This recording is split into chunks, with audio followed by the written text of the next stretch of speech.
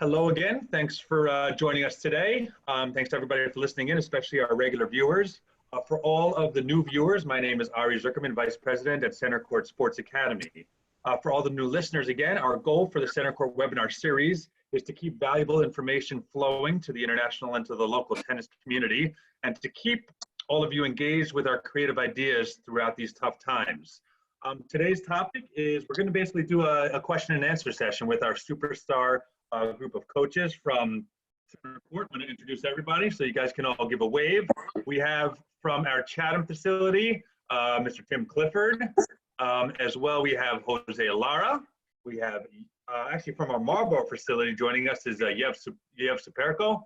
From our Chatham facility, Jose Funes. From our Chatham facility as well, with his hand in my face, is Adrian Contreras. And my regular guest, Mr. Conrad Singh, will be joining us as well today. We certainly encourage everybody to throw questions into the chat. Some of you have submitted them beforehand, which is great. Conrad and myself have some questions as well, but please throw any questions you want into the chat. Now's the time to ask them to the coaches. And again, we thank everybody for joining us today, and we will let everybody know about our future schedule at the end of the webinar today. So I'm going to throw it over to Conrad, and thanks. Thanks a lot, Ari. Welcome again, everyone, to, I believe, our 5th week of conducting these webinars. It's been sensational thus far to have guests far and wide from many industries and many parts of the world. Our goal today was to bring our leaders of Centercourt Tennis Academy, and obviously we have our Director of Fitness as well, Tim Clifford, with us, to just run through and review any questions that may come in from anyone that's interested, but as well as that, to analyze some key aspects to developing passions and potential in young athletes. Obviously, Centercourt Tennis Academy, being a part of Centercourt Sports Academy, we have thousands of young, talented humans that come through looking to become masters in their craft. We've had many different speakers, from Nick Bollettieri to Craig O'Shaughnessy to Mark Kovacs, talking about, you know, some really important, essential aspects to becoming a young athlete. I wanted to put it to our directors and leaders, if I could.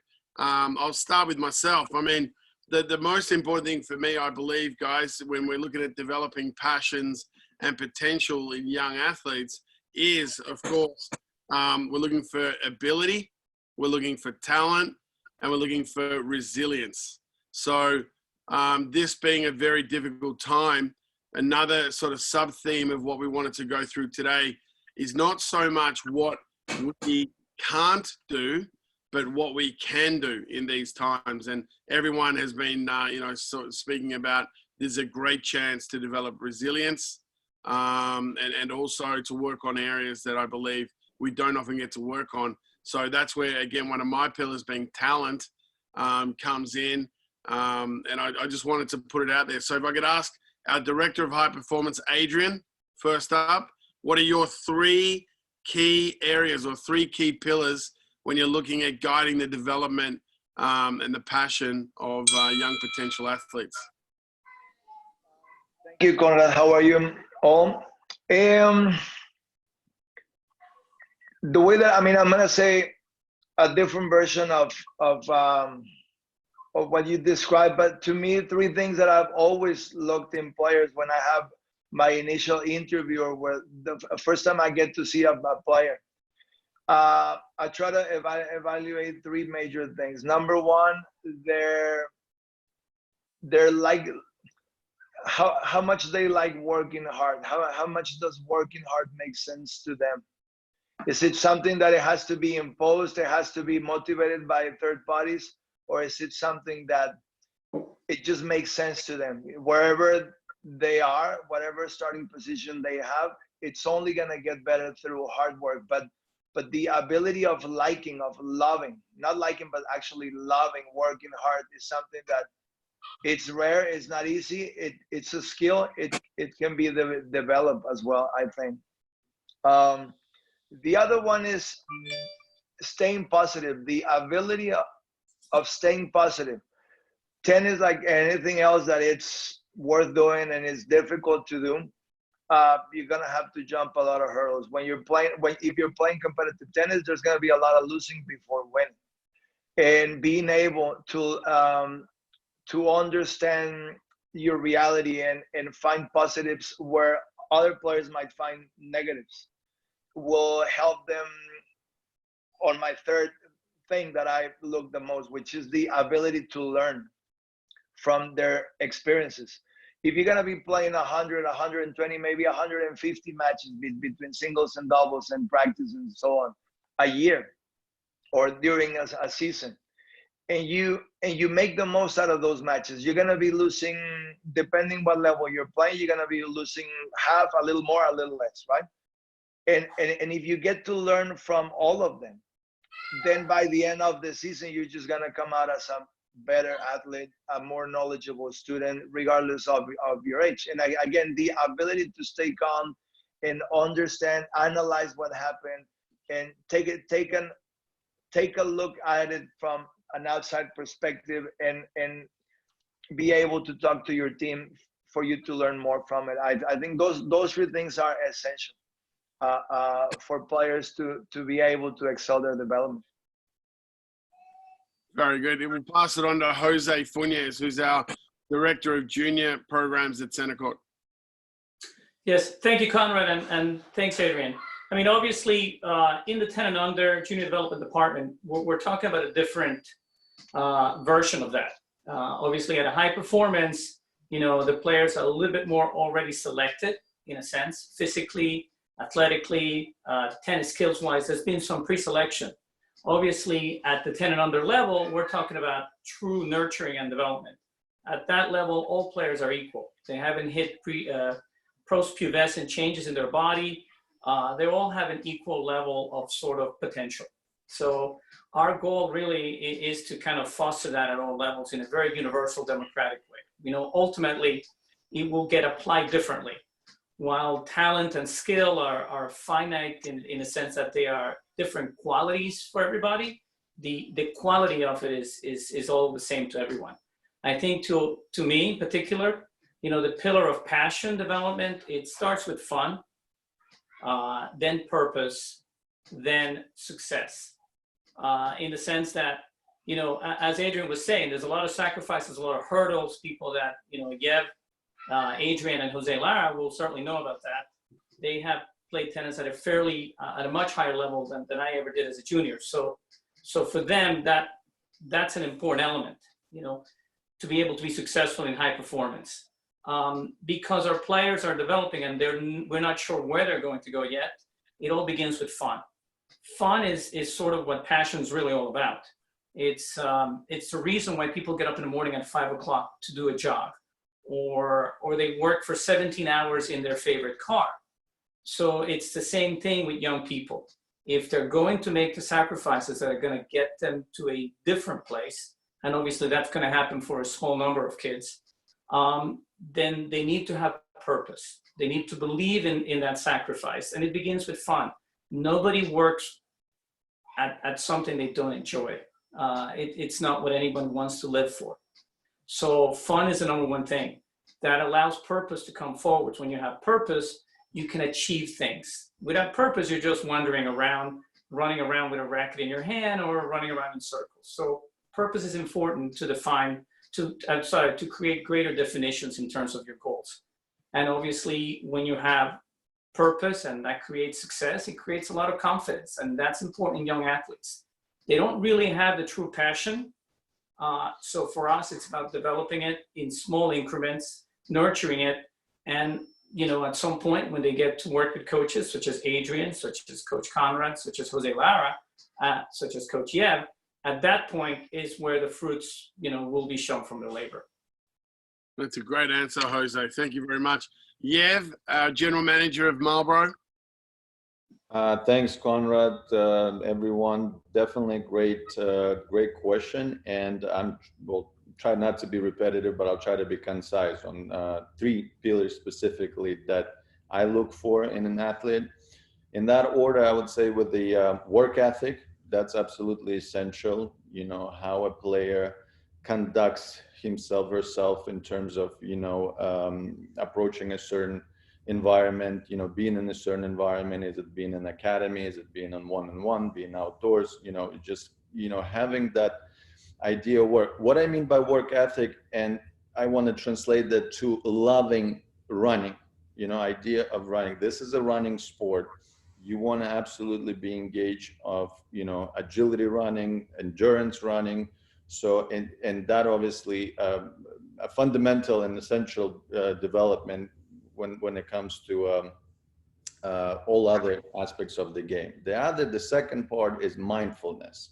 And I think Adrian touched on that a little bit, how a player listens, how a player comprehends the information. It's the information between the years, not just having it, here's something and, it goes one year to another, and then you just concentrate on banging the balls. That's really, it gets the result, but it's usually, as a fact, as a statistic, it gets you to a certain minimum. So understanding, being open-minded, being positive, that's another key word. And I would underline that, it's individual sport. You want to approach it with always, a certain ease, and always bounce back from tough losses, from tournaments, and just, always have an open mind. Therefore, mindfulness is a very essential, very important. And the third one, I say athleticism, and I don't mean that somebody got to come into sport and be absolutely natural. No, athleticism in a definition where somebody like Tim would come in, develop a certain skill, develop a balance, a strength, a certain way how to move on the court, understanding, having your feet in a way like a sensors, you understand how you run, how you, get to the ball, which makes sport obviously easier and fun at the end of the road, and as we know, the funner the sport, the more fun you have on the court, the easier you get all of the necessary skills and, getting better. Great answer, Yev. Thank you very much. Tim Clifford, our Director of Physical Conditioning. All right. Thanks, Conrad. Hi, everybody. So being the director for tennis and for all of the sports for Centercourt, obviously I get to work with a very wide range of athletes from Jose Funis's all the way up to Adrian's. So I think I'm dealing with the JDP kids, the younger kids. Our number one concern is safety. Teaching them how to do things properly, teaching them how to engage within a group setting while we're dealing with light weights or bands and things like that. Making sure it's safe is my number one priority with those kids. Right on the back of that would be making sure it's fun. And that's going to lead into my first pillar when I'm dealing with the high performance kids. Having it fun when they're young, it gives them a sense of what fitness is supposed to be and makes them more likely to be more engaged later. And the last thing, and this is the last thing with the high performance kids, is consistency. It's the hardest thing that we have in dealing with JDP kids and performance kids. Everyone's busy. We have a ton of things going on. Learning to train in a consistent manner is the most important thing for any single age group. And when we come to the high performance end, the number one thing is engagement. Just getting kids engaged in what we're actually doing. And Conrad led off with talent as like his number one pillar. And what's funny when it comes to the fitness end of things is the engagement cuts down that line like a knife. Like we have kids that are super talented who have zero engagement with me. They want nothing to do with it. And then we have kids who are on the lower end and they're super engaged, right? And so they're going to see a lot of gains in the gym where the more talented kid might not. Obviously, there's talented kids that are engaged. It's funny when those kids step into the gym, all of those trappings around who has the highest UTR, who's the best player, who won match play that day, that all falls away. All of it falls away. My number two for the performance is going to be effort. Yev was talking about running and learning to love to run. One of my favorite tricks I like to do with performance kids is during conditioning days when we're running, we talk about what's called internal pressure versus external pressure. Adrian touched on this as well. And that basically means some kids think they're working hard. They think they have an internal pressure that's pushing them to do something at a very, very high level. But what I'll do, let's say we're just doing a simple track workout of doing one lap for 400 meters. I say you have 90 seconds to finish that 400 for the first 10 reps. And when we get to that last rep, that 11th rep, I say this is 80 seconds, or we do a 12th. And all of a sudden, everyone comes in at 65, 70 seconds. They're running like they've never run before. And we have a conversation about it at the end. Why were you all of a sudden able to run so much faster on your last rep? They're all like, well, because you said we had to. I'm like, there it is. It's within you the whole time. You could do it, just chose not to because you were comfortable with the pace that you were working at. That's the internal versus external pressure of effort. Teaching kids they can work a lot harder than they actually think they can. And the last pillar for me is the same thing: consistency, consistency, consistency. Kids that I've seen that have trained with me the longest have some of the best outcomes that we've been able to produce from this academy. And it just shows in the schools that they're playing at and at the levels they're playing. So, thanks. Right, that's terrific, Tim. Before I pass to Jose Lara, it's been very much exaggerated by all of our special guests up till now, the importance of the physical side of tennis, and that the patience that parents and the players have to have, understanding that more often than not, when they're doing the physical work, they're laying the foundation for improvement in 6 months, 12 months, 18 months, even 2 years down the line. So, yeah, it's great to hear those answers. Thank you, Tim. Jose Lara, if we can get your 3 key pillars, please. Hello, everyone. For me, there's 3 things very important. First, love, passion. I think love is what motivates you every day to jump on the court, go back and practice what I have to be improved. The what person as a coach give me motivation to keep doing what I do. Love. We all love. I think players cannot go where they have to go. The second is hard work. Work hard. You know, like that's the other thing that I really like to see in the players. You know, you work for what you want to get. You want to get to some place, you got to work harder than anybody. And the last one, it would be perseverance, like fight.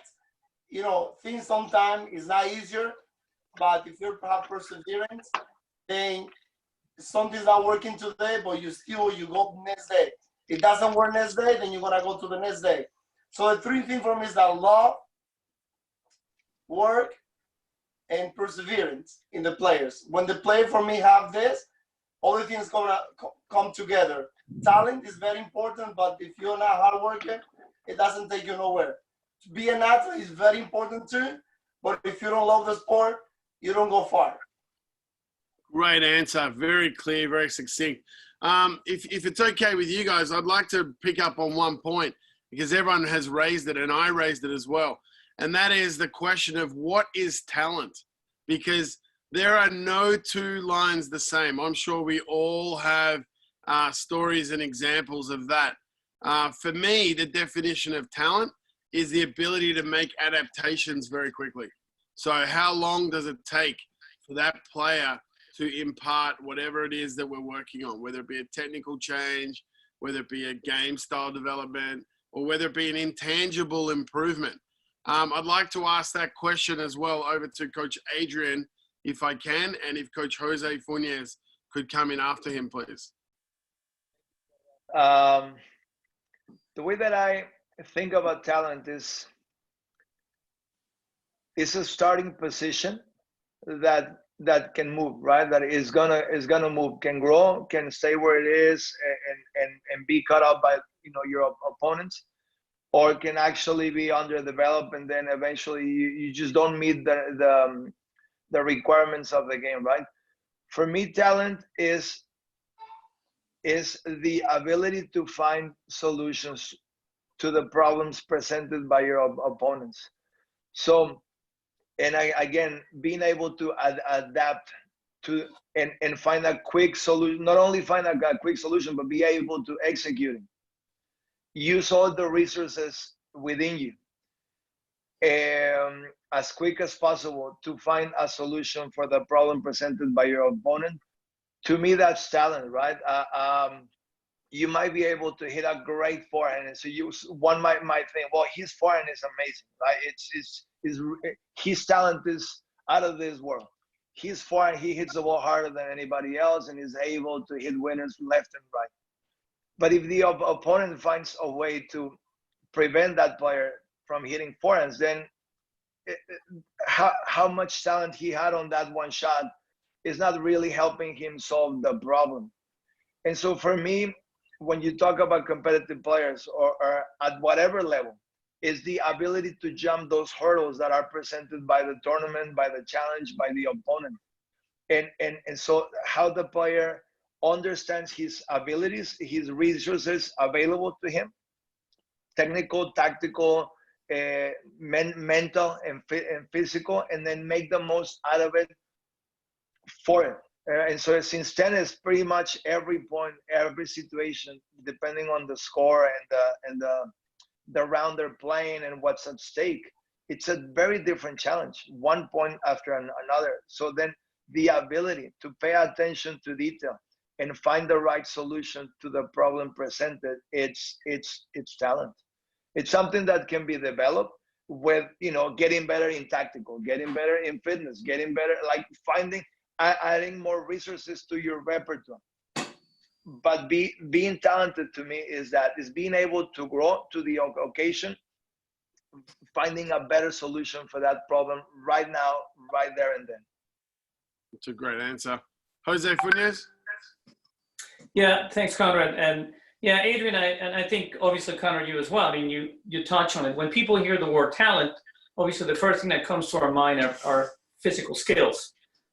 Those are very limited. As you guys pointed out in your answers, I mean, it's actually not the answer that you guys go to, because that's not really the defining issue. And obviously what we want to develop in young players is, athleticism will only take you so far. The ability to run fast, the ability to hit big forehands, it's the intangibles that I think are the real definition of talent for coaches, at least definitely for coaches, teachers such as myself, is the ability to acquire knowledge, as Conrad points out, the ability to be able to transcend obstacles, as Adrian points out, and problem-solving skills. So from my perspective, talent is really, and it goes back to really the reason why this topic appealed to me, it's about the purpose. Again, back to passion. If you're willing to love something, and that's what passion is, right? It's not just simply the definition of being very enthusiastic about something. You also have to be willing to pay the price for it. Actually, the definition of passion, it's actually from the Latin, which is to suffer. And there is a lot of suffering when you love things, because you're sacrificing a lot and you're exposing yourself a lot. So for me, it's about finding young athletes that are capable of learning how to be, frankly, how to be vulnerable. You can only get better when you put all your chips on the table, when you're able to push the envelope. And there's times when the players can't do it the first time around. And so it's important to find players that are talented enough in the intangibles, that are willing to find the love in the sacrifice. Sacrifice is how they get better. So for us as again, and my answers will always be slightly different, because I'm in a much wider field, is for us to nurture the ability for players to be vulnerable. This time, for example, it's a great opportunity for parents not to panic. If your kid hasn't been out there playing tennis on the driveway, on the lawn, don't panic. Nothing, there is no bus that has left the station that you must have been on it. You're good, you're fine.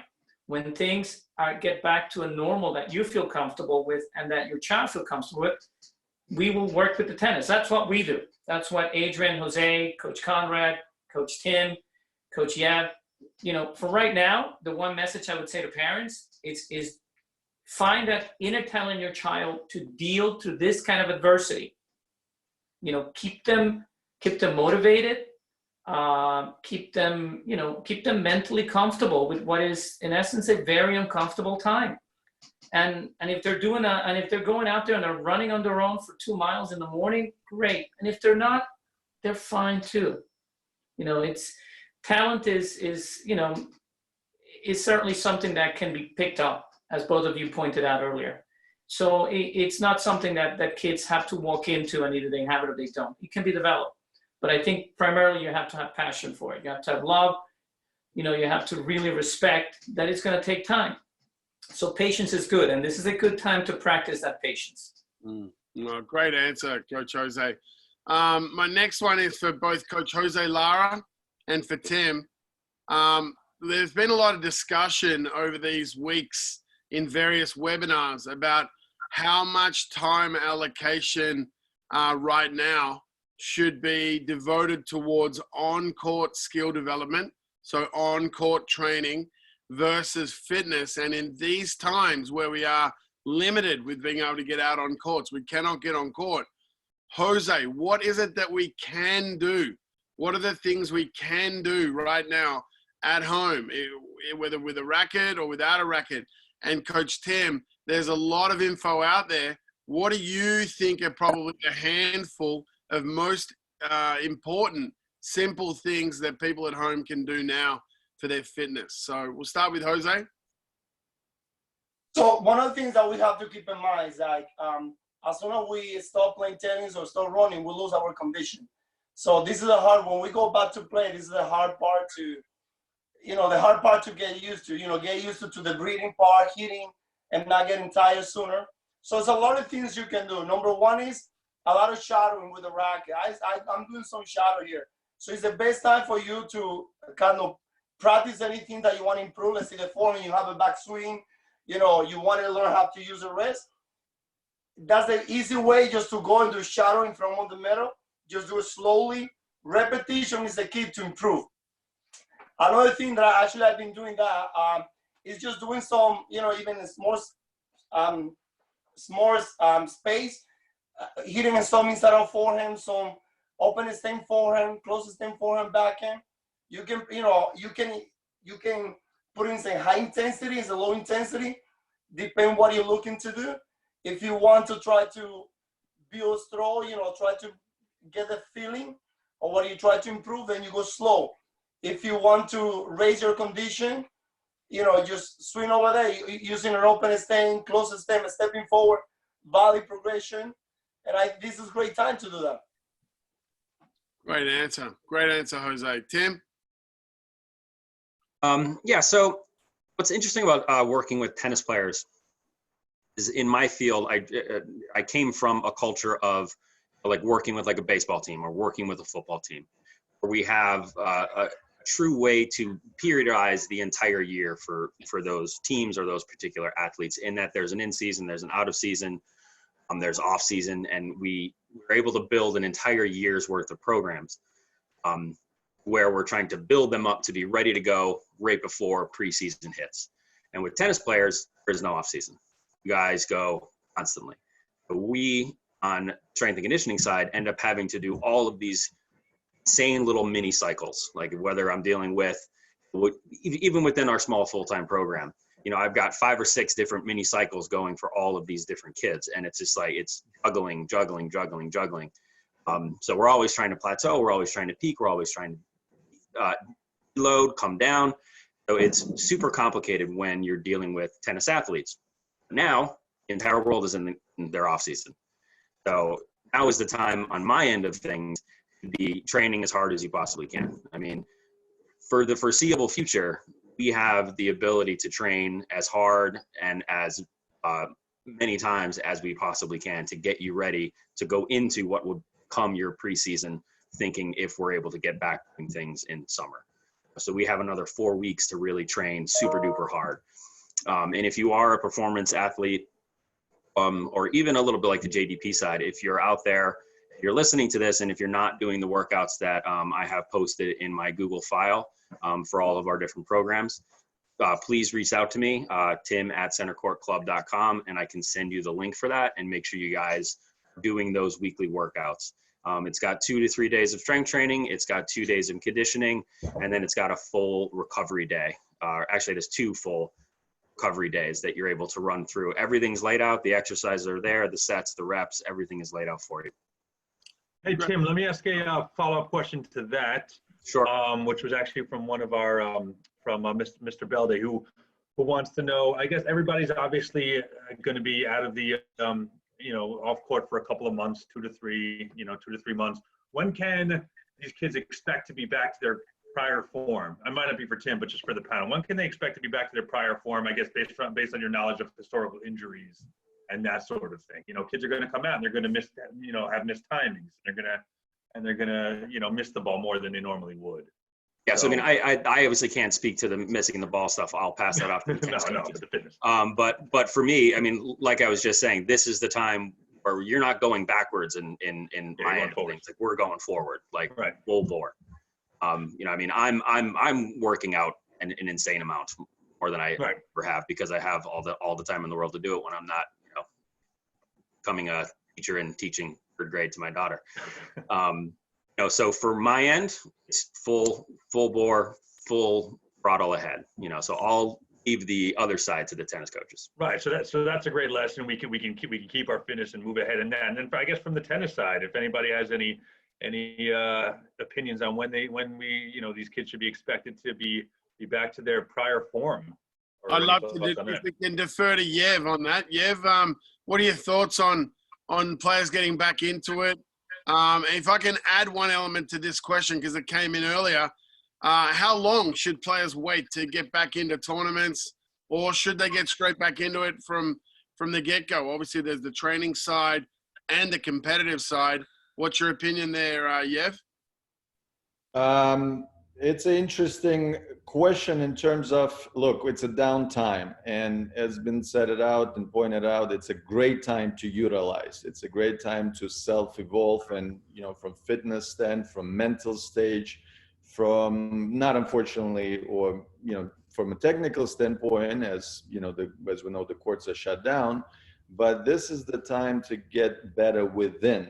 And, to get back into competition, let's say when the things open up and we're ready to go at it, I would suggest to do it right away, just because there's a lot of aspects, there's a lot of different areas, from running, from, muscle strength, from, all the things you want to take it, you want to ease yourself into it.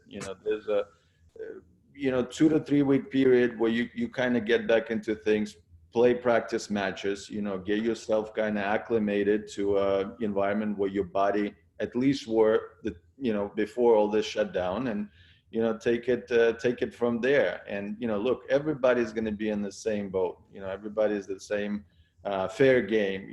So it's a matter of, if you are a high performance athlete, if you somebody that taking this serious, you don't want to come out, start swinging and injuring yourself, and then you lock yourself up for different reasons.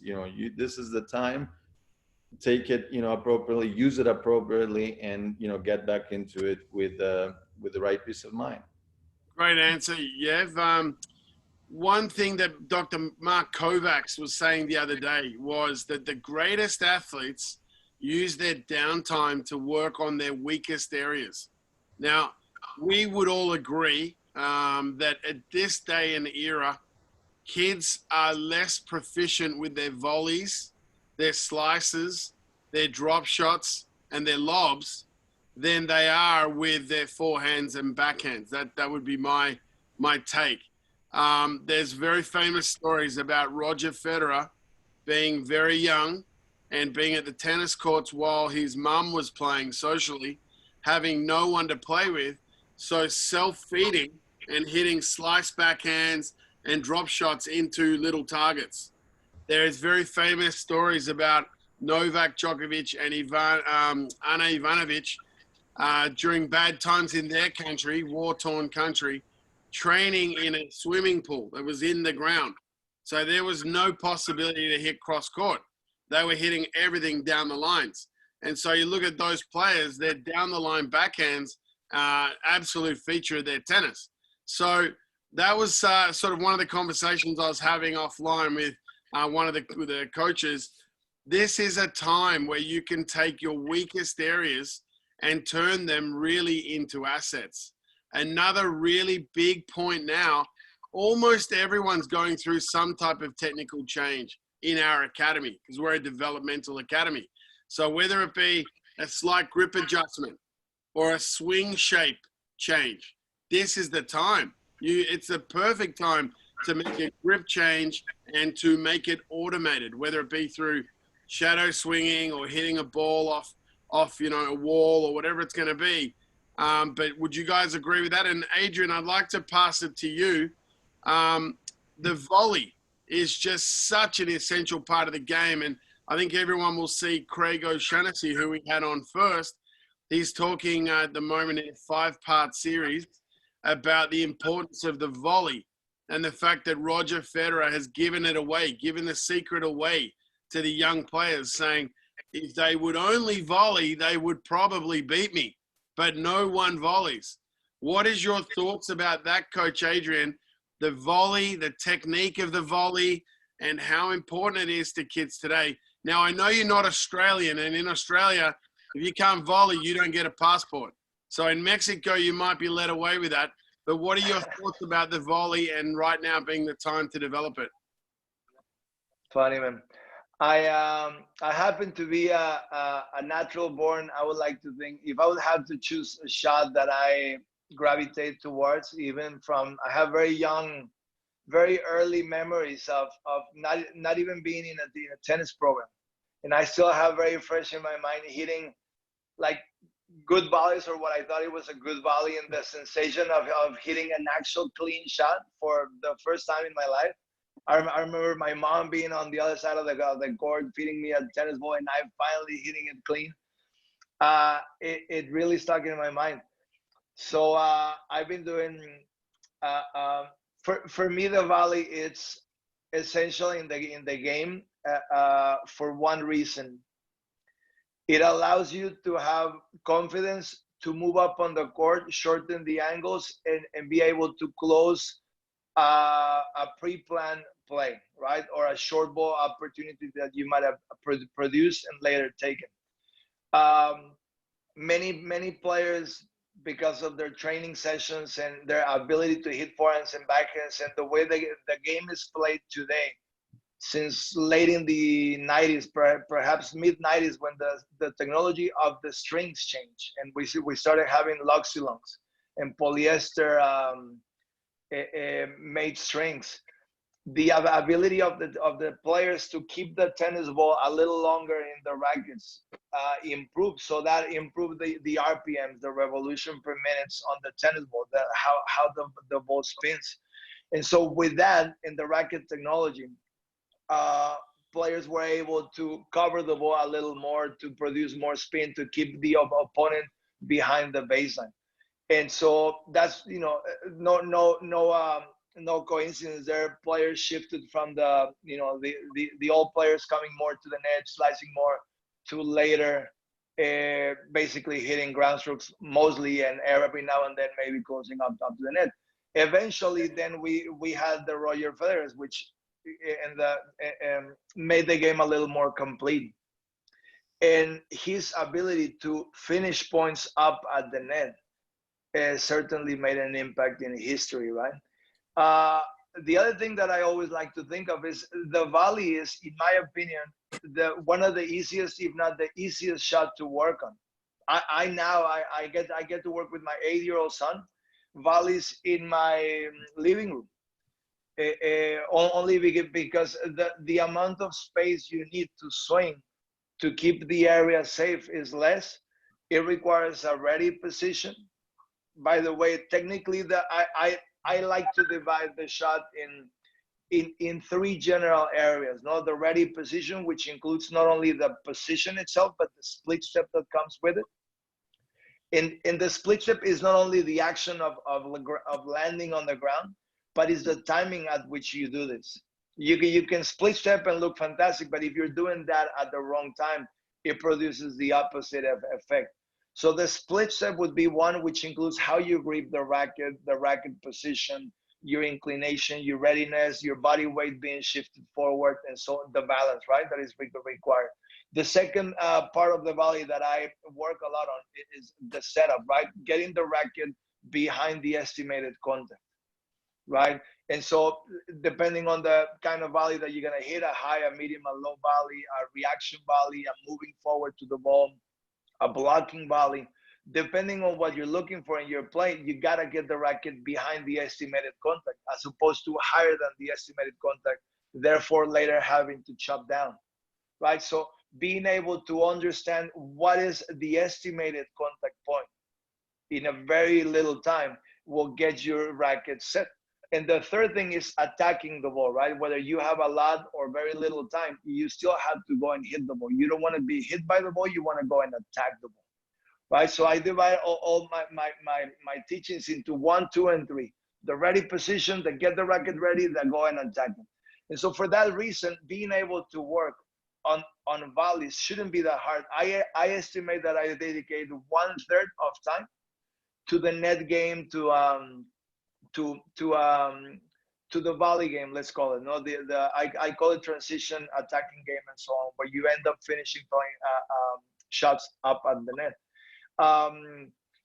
And for many years it has worked very well, right? I learned this from the many different coaches, but one in particular that divided this very clearly in my mind. It was Jose Higueras, an expert on clay courts. Right, he's famous for working with many top former number 1 players, from Pete Sampras to Carlos Moyat to Roger Federer himself.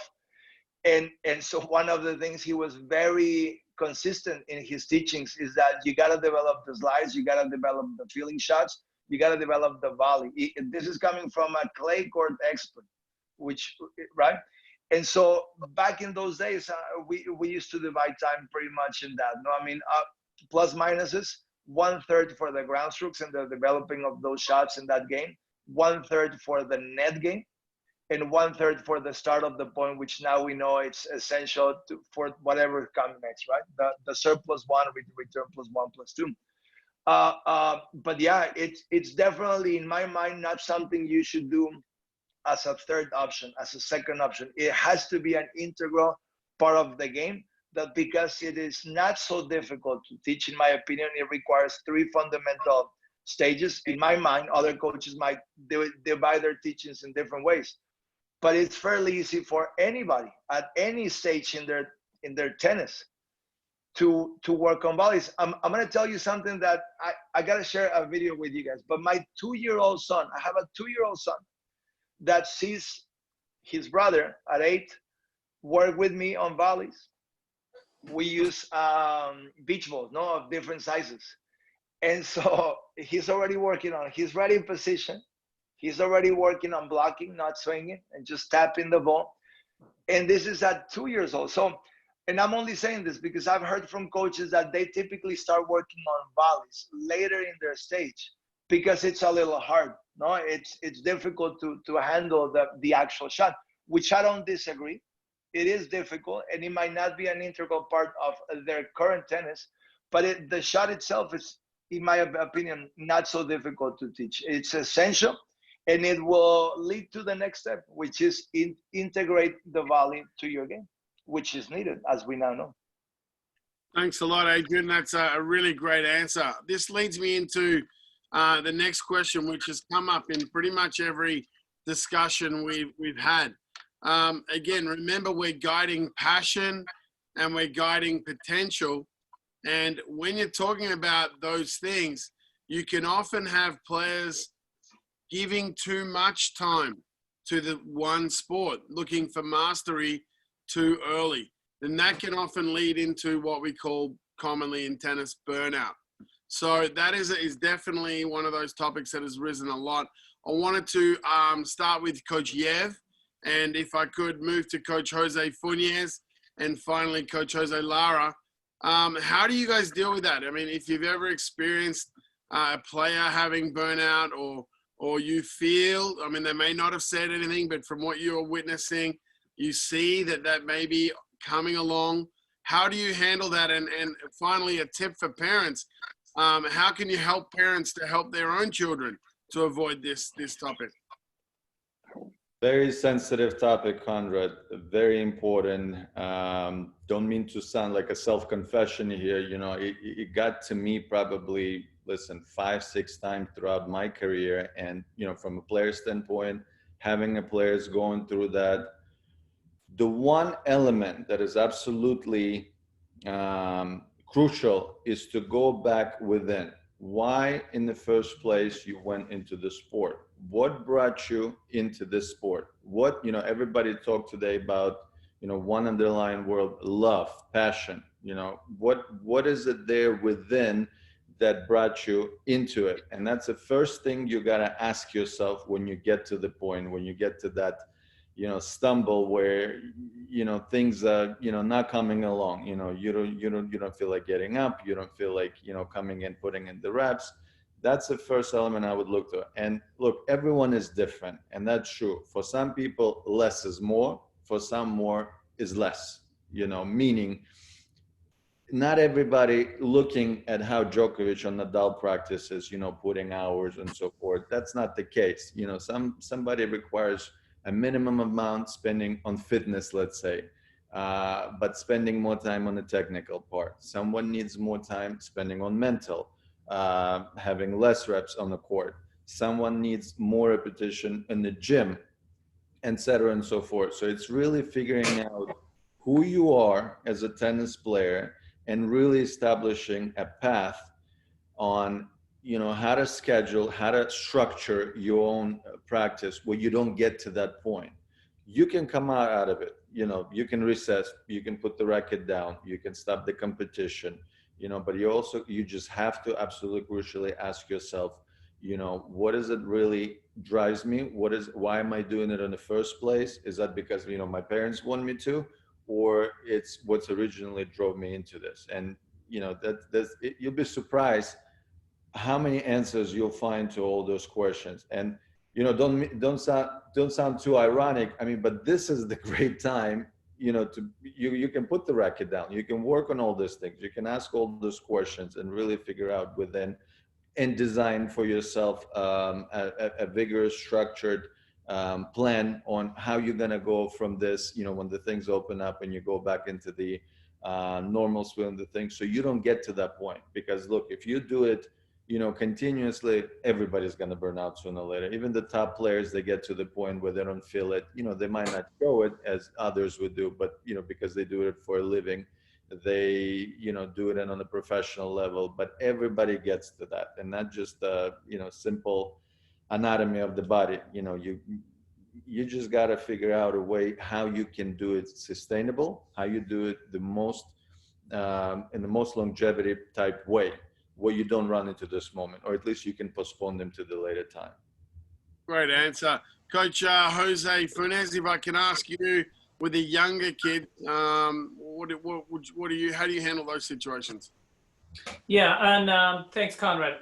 Yeah, and I'm going to keep the answers a little bit super brief because I want to make sure we get plenty of time. So if you as someone in the audience wants to have more detailed answers, just email me, certainly. Well, for us, we are, because on the 10 and under, we're not going to see it to the extent that obviously high performance players do it. At our level, players are usually entering it. They do, however, it happens, especially when they start very young. If a kid is very talented, someone like Adrian's son, they start at 3 years old on the court. Then that training is a little bit like the wear on a tire. There's a finite amount of rubber that you have in a tire. And there's a finite amount of patience that players, especially young people, have. So the sooner they start, the sooner they encounter obstacles towards, burnout. As both Adrian and Yev have mentioned, it's, people will struggle, and that will happen. But passion is usually what keeps them back in the game. It's different for everyone. It's an ebb and flow. There hasn't been a single tennis player of any level, beginner, intermediate, advanced, professional, that has not felt like quitting the game at some point. What keeps you coming back is the amount of love that you have for it, the amount of passion. So again, that's why for us, as primarily for myself and the coaches in my department, we're trying to just develop that early passion based on fun. Yeah, there's a lot of work to do. There's a lot of things that they need to get better at, but it always goes back to fun, because later on, we need them to have the patience and the strength to get through those things when they get difficult. So for us, is as someone said earlier, you know, find that thing that you love. Why did you start playing tennis? Because you love it. Why do we want you to keep training through it and sacrificing? Because you love it. And of course, if you don't love it, we want you to find something that you do love. Great answer. Coach Jose, Lara, you're dealing with a big sort of cluster of talent at the areas that you're working with, the kids who are ranging in the, let's say, 4 to 8, 9 UTR predominantly. What do you do in these situations where you've got these kids that have gone through the platform of becoming a good player? Now they're at the stage where a little bit more and they might be dying away. What do you do? Well, think first, I don't let it together. You know, I think very important, and Jeff says that, is that they need to have a schedule. You know, they need to have a schedule to play tournament. They need a schedule to take the day off. They need a schedule to practice. So they cannot get better just on one day. And player always need to be the one who say, I want to play a little bit more. I want to take another hour. So I mean, it's very important if they have a schedule. You know, I need my day off. How many tournaments I'm going to play? They need to remember, parents need to remember sometimes the age. They need to play with other kids. Even sometimes they want, sometimes you got to say, you know what? You play this week already. Take the day off next day, or, you know, Friday, you know what? Just practice half day and just have a play there with your friend, whatever, you know. It can be a teenager, 16 years old. Maybe the next weekend they want to go out with a friend. Just let it go. Take the day off. So I think this is very important. Also too is like analyze too what is taking the player to that situation. Sometimes when the player try to improve something, get to something and they can't do it and they put a lot of time, sometimes they start giving up. And this is too when they start being like, you know, I can make it. And this is, as a coach, as a parents, you need to talk to them, try to figure out a way. You know, sometimes you gotta leave this that you're working, take a break a little bit, you know, do all the things and then come back and let's try to do it again, you know, and keep it that motivation. But I think the more important is keep it that balance. You know, you gotta play tennis, you have to, but you have to do all the things around your life too. You know, it's important when the player is the one who say, you know what, I want to play another hour, it's fine. But when then as a coach or as a parent, I'm pushing the next hour that the player doesn't want to play, it doesn't work. Great answer. So one more question that I'd like to direct to everyone. If we go back to the order we started the session with before I pass to Ari, that is, guys, what would you recommend right now? Your kids, you know, they're passionate, they got potential, they're at home, they're desperate to get on court, they're missing their friends. You know, they're dying for the sensation of playing a match, all those things that tennis gives us that we know. What one very quick tip would you guys offer to the parents of these kids who are rearing at the bit? They're just desperate to get out there. One quick final tip, really quickly if you can. We're running out of time. We'll start with Adrian. Go for it. Only because you're twisting my arm and I have to say one thing. I'm going to say, think long term. Whatever is it that you're going through now, we all hope and it's going to pass. We're going to get back on the court eventually, very soon, hopefully, and development will continue. What's going to happen afterwards, we don't know. We can control, but the passion and your goals should be there. So think long term. Whether you're 12, 14, 16, about to get a college, whatever your situation is, think long term. Focus on what you can do today to get better today and do that every single day. To me, that's the be disciplined, and that's the meaning of discipline that I think of. No, do what you must do to the best of your abilities. Do that all the time, having very clear your long-term goals. Great answer, Coach Adrian. Coach Jose Funes? I would say probably the number one thing for parents that I would say, the one single tip is look, keep your kids relaxed. There's a lot of stress out there. Keep them relaxed. When the time is right, you'll be able to do a lot more things than you can now. If you can get out there and be active, great. If you can go out there and you can keep them emotionally and culturally curious, do it, because that's how they'll learn. But in the meantime, there's a lot to deal with for kids, I should say, because they see their parents dealing with it. So I would say just be patient with them, and we'll get through all this and we'll move on to the next stage when it's the right time. Coach Yev? I would address it to the players directly, because they're the one that have to do it at the end of the day. Become absolute student of the game. This is the time. Get behind these computers as you do exactly the same manner you do with your online school right now. Spend 10 minutes a day, no more, 10 minutes a day.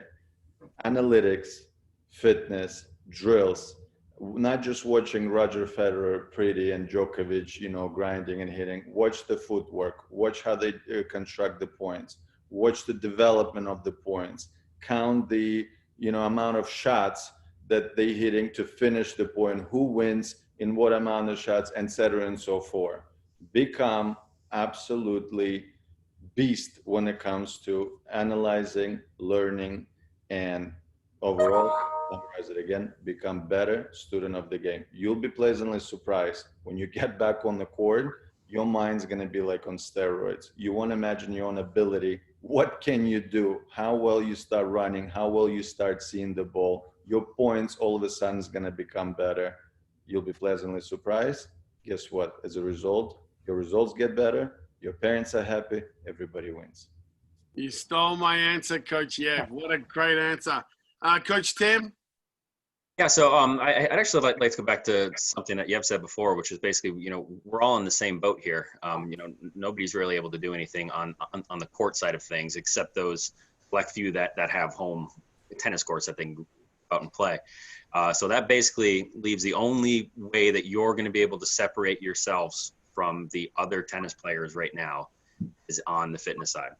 But dedicating that time on the fitness side will give you that edge when we do eventually get back out on court, right? You're going to be more ready when you start hitting 200 serves again, that your shoulder's not going to blow out. You're going to be more fit when Coach Adrian just wants to run you to the ground, right? You want to be able to look at him and say, yeah, I'm fine, coach. Try harder next time.